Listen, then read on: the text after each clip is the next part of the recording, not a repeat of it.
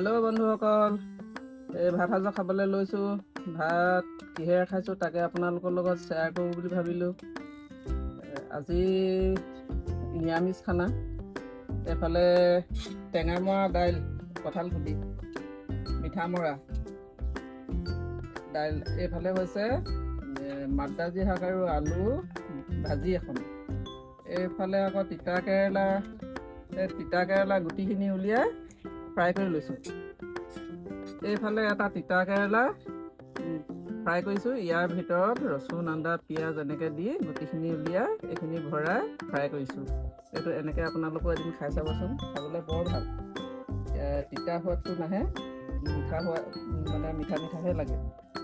এইফালে ভাত কেৰেলা ফ্ৰাই কৰি লৈছোঁ। এইফালে ভেন্দি ফ্ৰাই, এইফালে বেঙেনা ফ্ৰাই, লগতে এটা জলকীয়া লৈছোঁ আৰু নেমু এডোখৰ লৈছোঁ। ভাত আমি খাওঁ। আপোনালোকে খালেনে, কেনেকৈ নোখালে সেইটো জনাব আমাক। কেতিয়াবা আনে কেনেকৈ খাই চাবলৈ মন যায় যে। লগতে বহুত দিন ভিডিঅ' তেনেকৈ দিয়া নাই, দিবলৈ মানে অসুবিধা এটা হ'ল। আকৌ আৰম্ভ কৰিছোঁ, দিম আৰু তাৰমানে যিকোনো এটা সময়তে দিম আৰু মানে সদায় দিব নোৱাৰিলেও এদিনৰ পাছত এদিন হ'লেও দিম। এতিয়া খাওঁ তেতিয়াহ'লে দেই। আপোনালোকে কিহে খালে জনাব।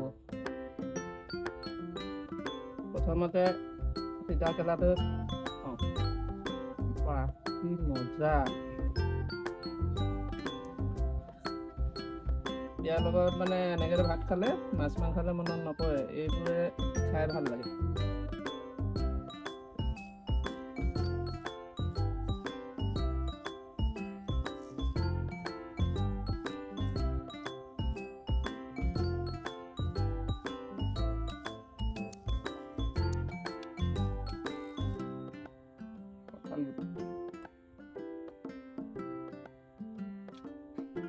বেঙেনা শাক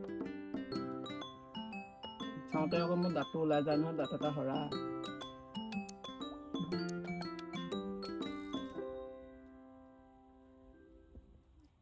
এতিয়া খাই থাকোঁ আৰু আপোনালোকে চাই থাকক।